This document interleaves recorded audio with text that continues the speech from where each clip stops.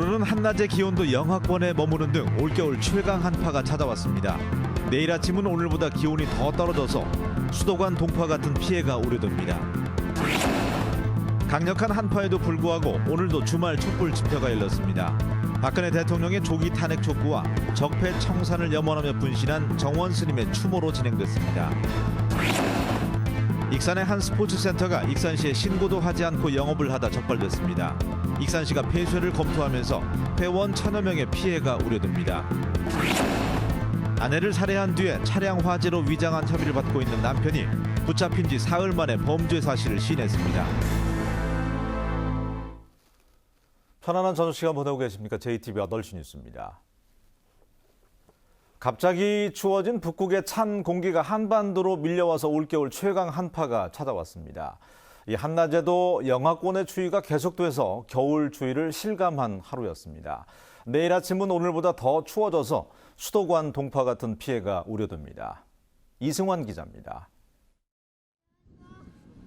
아파트 놀이터에 하얀 눈이 수북하게 쌓였습니다. 모처럼 내린 한방눈에 아이들은 신이 났습니다. 오늘 동생이랑 눈싸움도 하고 눈 구경도 하고 눈사람도 만들 거예요. 그다음 스키장 갈 거예요. 밤사이 정읍 8.5, 고창 7, 진안 4, 부안 1.5cm의 눈이 왔습니다. 정읍과 부안, 고창에 내려진 대설주의보는 오늘 아침 모두 해제됐습니다. 오전부터 눈이 그친 뒤 맑은 날씨가 이어졌지만 강추위는 여전했습니다. 바깥 나들이를 위해 옷을 몇 겹씩 껴입고 중무장을 했지만 온몸이 떨립니다. 내복까지 껴입었습니다. 지금 날씨 많이 추워가지고 체온 유지하려고 지금 많이 춥습니다. 오늘 대부분 지역의 낮 최고 기온도 영하권에 머물고 바람까지 강하게 불어 체감 온도가 영하 10도 안팎까지 떨어졌습니다. 내일은 오늘보다 더 춥습니다. 내일 아침 최저 기온은 산간 지역이 영하 14도, 내륙 지역은 영하 5도로 올겨울 최강 한파가 예상됩니다. 전주 기상지청은 내일 새벽 강추위로 농작물이나 수도관에 피해가 우려된다며 각별한 주의를 당부했습니다. 다만 내일 낮 최고 기온은 영상 2도 안팎으로 오늘보다 2, 3도가량 높겠습니다. 당분간 맑은 날씨가 이어지는 가운데 다음 주 전주의 아침 최저 기온은 영하 4도 안팎, 낮 최고 기온은 영상 5도 안팎으로 추운 날씨가 이어질 것으로 예보됐습니다. JTBC 뉴스 이승환입니다. 오늘 같은 매서운 강추위 속에서도 촛불 집회는 계속됐습니다. 박근혜 정권의 총사퇴를 요구하는 전북도민 총궐기 대회는 오늘로 벌써 10번째를 맞았습니다. 좀처럼 꺼지지 않는 촛불이 시민 참여 의식을 높이면서 새로운 장을 열고 있습니다. 김철 기자가 보도합니다. 가만히 서 있기만 해도 손과 발이 시리는 강추위 속에서 시민들의 촛불이 어둠을 밝힙니다. 이 시국이 너무 어지럽잖아요. 그래서 빨리 정권이 퇴진을 해야 국민들도 안심하게 좀 다시 생업으로 돌아갈 수 있을 것 같은 생각이 좀 듭니다. 정원 스님의 안타까운 분신 소식은 물론 우리를 슬픔에 잠기게도 하지만은 좋은 세상을 만들어낼 수 있도록 우리가 가신 분의 뜻을 잊지 않고 꼭 이루어내자는 결의를 다지는 그런 추모 행사였습니다. 박근혜 대통령의 하야를 촉구하는 전북도민 총궐기 대회가 오늘로 벌써 10번째를 맞았습니다. 지난해 11월부터 시작된 전북의 촛불 집회는 한때 10,000명이 넘는 참가자들이 모여 전주 충정로 사거리를 촛불의 바다로 만들었습니다.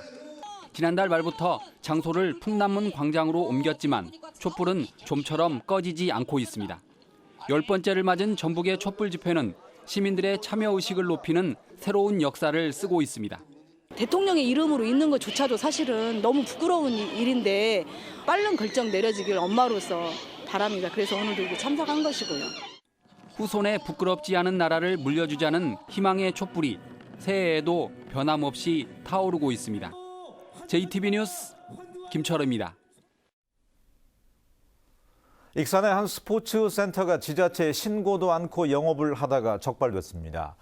익산시는 폐쇄 명령까지 검토하고 있는데 회원들의 피해가 우려되고 있습니다. 김진영 기자가 취재했습니다. 지난 2015년에 문을 연 익산의 한 스포츠 센터입니다. 헬스장은 물론 사우나 시설과 수영장까지 갖추고 있습니다. 그런데 익산시는 이 스포츠 센터가 불법 영업을 하고 있다며 영업 정지 명령 등 행정 처분을 검토하고 있습니다. 당초 이 건물은 청소년들이 이용하는 수련 시설 용도로 허가를 받았습니다. 그러나 3년 전 민간업자에게 소유권이 넘어간 뒤로 일반인이 이용하는 체육시설로 바뀌었습니다. 이럴 경우 지자체 체육시설로 신고하고 영업을 해야 하지만 이런 절차를 지키지 않았습니다. 문체부에 질의하고 이제 그런 상황에서 문체부에서 이제 변경 미신고로 오늘 봐야 될 것 같다고 이제 메신을 주셔가지고 그거에 대해서 저희가 액션 처분 했거든요. 스포츠 센터 측은 이 같은 규정을 몰랐다는 주장입니다. 문제가 불거지자 청소년들이 이용하는 체육시설로 다시 허가를 받겠다는 입장입니다. 인원도 보충을 제가 하고 지금 그 허가 절차를 맞춰서 지금 이제 이번 기회에 이제 서류 접수를 하거든요. 스포츠 센터는 1000여 명에 이르는 회원들이 이용하고 있습니다. 영업이 중단되면 회원들의 피해가 불가피할 것으로 보여 1년 넘게 불법 영업을 방치한 익산시도 비난을 피하기 어렵게 됐습니다. JTB 뉴스 김진영입니다. 아내를 살해한 뒤 차량 화재로 위장한 혐의를 받고 있는 남편이 붙잡힌 지 사흘 만에 범죄 사실을 시인했습니다. 군산경찰서는 피의자 55살 최 모 씨가 아내를 살해했다고 자백함에 따라서 최 씨에 대해서 구속영장을 신청했습니다. 남편 최 씨는 지난 4일 새벽 군산시 개정면에서 아내 53살 고 모 씨를 살해한 뒤에 시신이 실린 차를 농수로 쪽으로 밀고 불태운 혐의를 받고 있습니다. 부부는 6개 보험사에 수령금 2억 4천만 원의 보험에 가입한 것으로 알려졌습니다. 경찰은 남편을 상대로 정확한 범행 동기를 조사하고 있습니다. AI의 발생으로 어려움을 겪고 있는 중소기업과 소상공인들에게 긴급 자금이 지원됩니다. 전북지방 중소기업청은 AI의 영향으로 매출액이 10% 이상 감소한 중소기업에게 2.3%의 낮은 이자로 최대 10억 원을 지원하고 기존의 대출도 일정 기간 유예할 계획입니다. 또 달걀과 닭, 오리의 수급 차질로 어려움을 겪고 있는 소상공인들에게도 연 2%의 금리로 최대 7천만 원을 지원해서 운영난을 덜 수 있도록 돕기로 했습니다. 전주시가 올해 노인 일자리 사업을 확대합니다. 전주시는 공공시설 환경 개선과 학교급식 지원 등에서 지난해보다 320명이 늘어난 5,570명이 일할 수 있는 노인 일자리 사업을 진행합니다. 또한 한 달 급여도 20만 원에서 22만 원까지 지급합니다.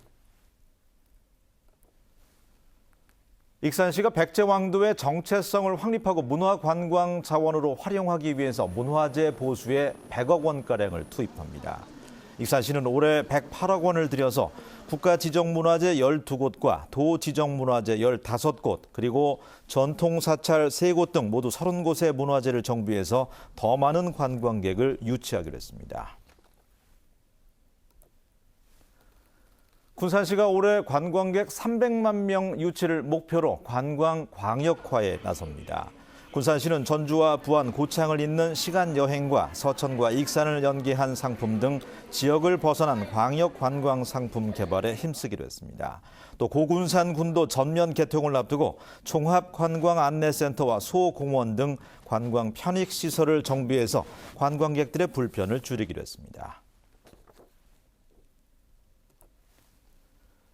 무형문화재 보유자의 업적을 기리고 그들의 생애와 작품 세계를 보여주는 명예전당이 건립됩니다.